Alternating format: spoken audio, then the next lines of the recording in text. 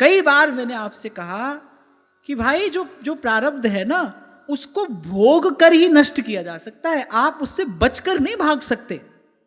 आप सोचो घर छोड़ देंगे, परिवार छोड़ देंगे तो अपने प्रारब्ध से बच जाएंगे, ऐसा नहीं होगा।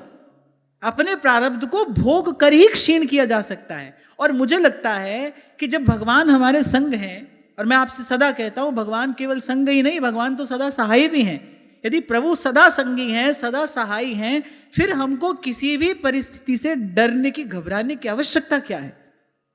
वो डर, वो घबराहट, वो चिंता, वो बेचैनी इसीलिए है क्योंकि प्रभु पर विश्वास नहीं है।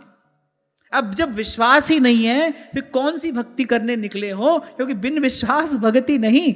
भगवान कहते भाई यदि मेरा ही भरोसा है फिर ये दौड़ भाग, ये खींचातानी क्यों करते हो?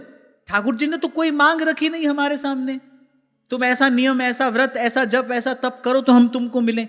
वो तो कह रहे जैसे हो वैसे हमारे पास में आ जाओ, निर्मल मन जन सो मोहि पावा।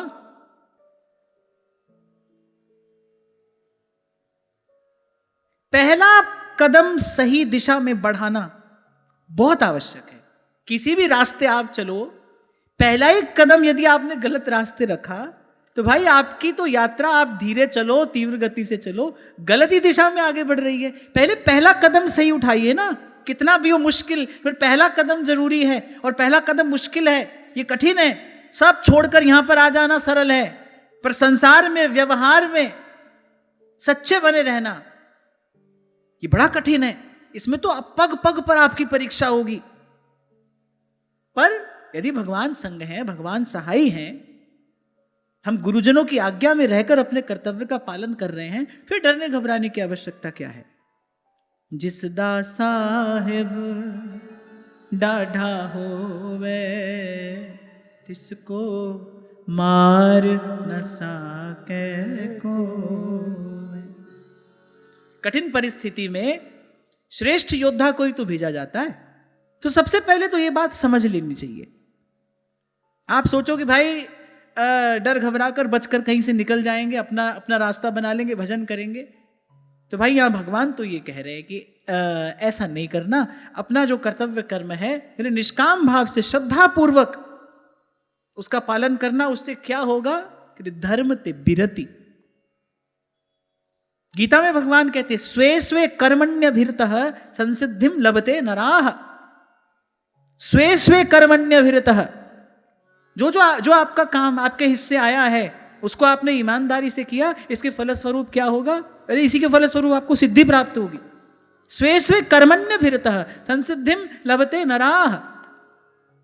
निषेवितेन निमित्तेन स्वधर्मेण महीयसा। गीता, भागवत, रामायण सबका चिंतन करने के बाद संतों ने यह मार्ग निश्चित किया है। आपको मैंने सुनाया था पंडित रामकृष्ण दास बाबा जी महाराज, उनके पास द्वारिका के एक बहुत बड़े समृद्ध व्यक्ति आए और अच्छी अवस्था में आए थे, कोई युवा अवस्था में नहीं आए थे, संस्कारी पुरुष थे, संत सेवी थे।